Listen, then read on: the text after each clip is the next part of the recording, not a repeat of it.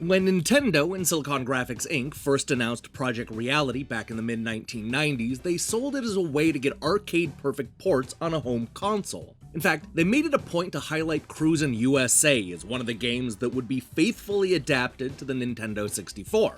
While a lot of the arcade game was successfully brought home, there's one crucial element that didn't make the cut, and that's the politically charged ending. And that's true of most of the Cruisin series. So turn back now if you don't want to know what happens next, because today we're going to spoil the stories and endings for both the arcade and Nintendo 64 versions of Cruisin USA, Cruisin World, and Cruisin Exotica. This is Game Over, the early years.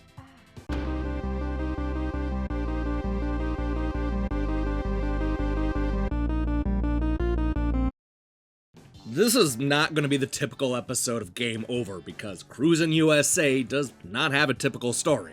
The idea is to essentially make a cross-country drive where we go from San Francisco to Washington, D.C. That's a 2,800-mile journey that normally takes around 42 hours to drive, but in Cruisin USA you can do it in a little over a half hour.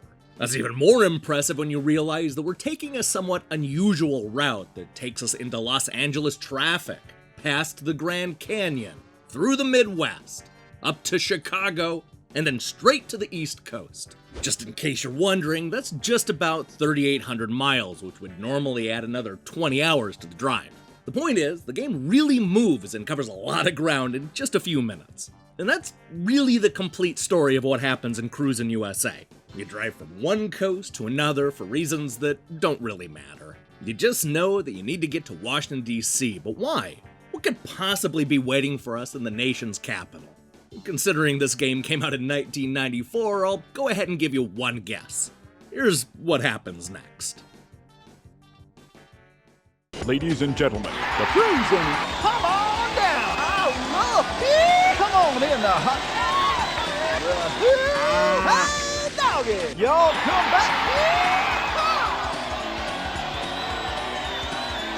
That's right, it's the 42nd President of the United States of America, Bill Clinton, sitting alongside Hillary Clinton and another woman in a hot tub, both in bikinis. You have to remember that this was at a time when Clinton was considered something of a hillbilly womanizer, and this blink and you'll miss it ending was quick to make fun of it in a kind of lighthearted way. Is it a funny joke? Not really, but it did give Eugene Jarvis a chance to show off a sexier side of the future senator and presidential candidate Hillary Clinton. Now, as you might imagine, that joke played a little different just 2 years later. When Cruisin' USA was released on the Nintendo 64 in 1996, Bill Clinton was already balls deep in a sex scandal involving a 22-year-old White House intern named Monica Lewinsky. So instead of getting a political skit, the home console port came with this significantly less sexy ending.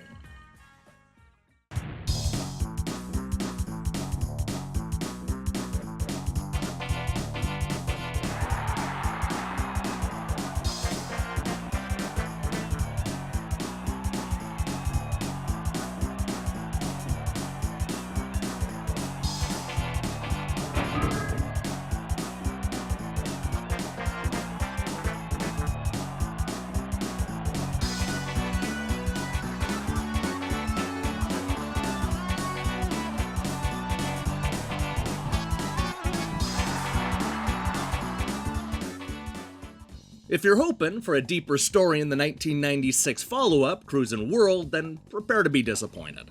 Once again, we're basically driving a bunch of highways and tracks from around the world in hopes of coming in first. We go to Hawaii, Russia, Japan, Australia, Egypt, China, and then to the Kennedy Space Center in Florida. Here's what happens next. This is Mission Control. Code green. Come on down. I got Cruisin World at 419er. Over. 10-4, cargo bay open. Roger. Payload release. We have payload. This is Mission Control. Commence countdown. 3, 2, 1, 0. We have liftoff. We're cruising now.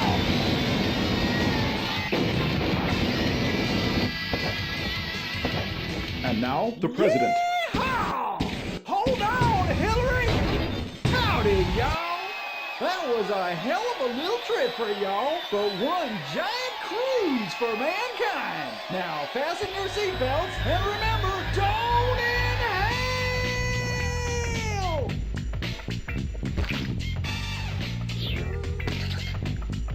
inhale! Scandal be damned, Bill Clinton is back. This is a much better ending, even if the jokes felt even more outdated in 1996. I mean, they made a joke about him not inhaling, which is something he said 4 years earlier in 1992. And did they just reuse the sprites of Bill, Hillary, and that other woman from the first game? It's just so lazy. And I think that's the problem with both of these political skits. They don't really have anything to say, but at least it's better than what Nintendo 64 owners got.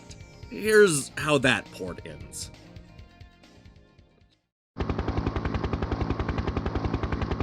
This is Mission Control. Code green. Come on down.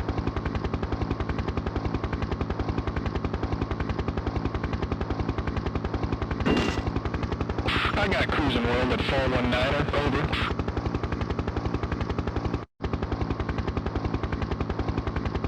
10-4, cargo bay open.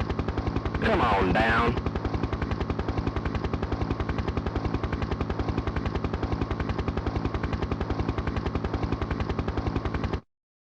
Commence countdown. 3, 2, 1, 0.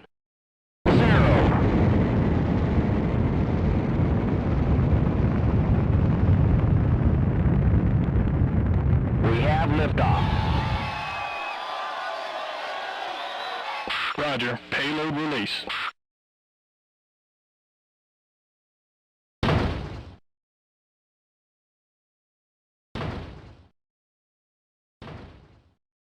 We're cruising now.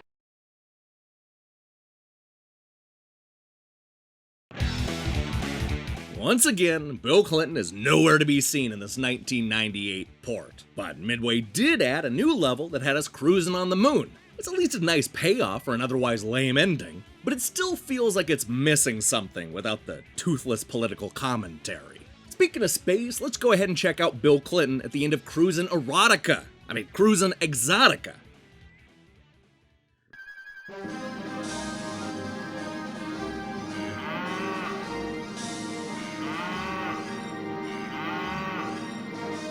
And now, the president. Welcome to Exotica. We're so proud of y'all. And let's party! Next on Uranus! Well, okay, that's a little different, I guess. Over on the Nintendo 64, they got this ending, which is really nothing more than a poorly photoshopped picture of a woman holding a trophy.